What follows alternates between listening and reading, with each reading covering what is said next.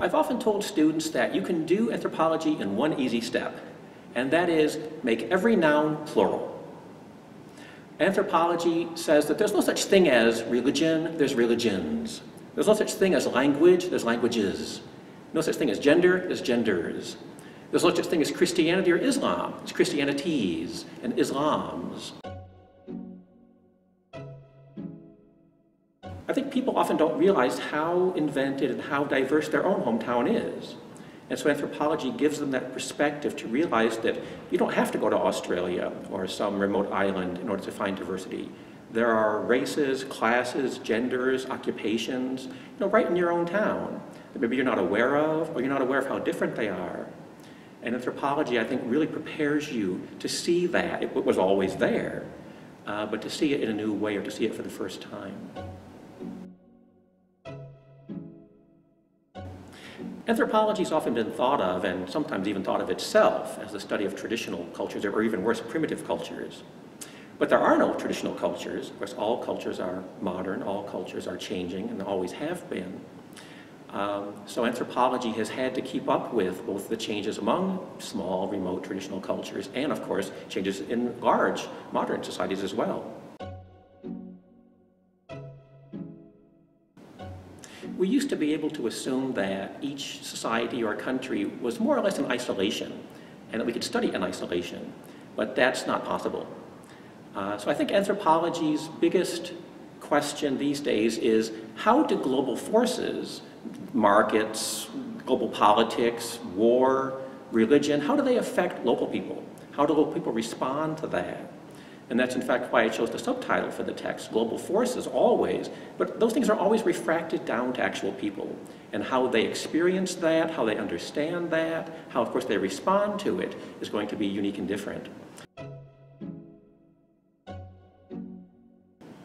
It's really difficult because there's so much new work being done all the time. I personally read probably 2 books a week, any number of articles, YouTube videos, news items, just constantly looking for that new information.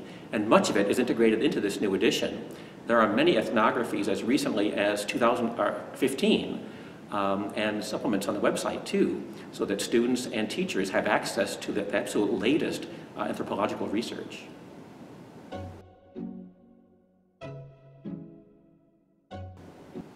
I think like every field, modern technology has affected anthropology in how we teach, in how we research, and how we communicate our research and our findings.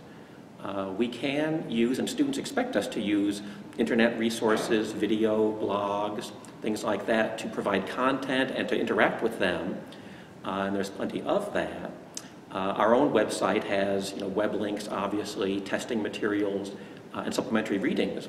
To enhance the book and to keep it current as well.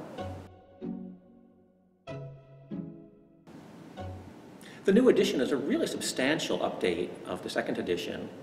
Almost every chapter has a new opening case study.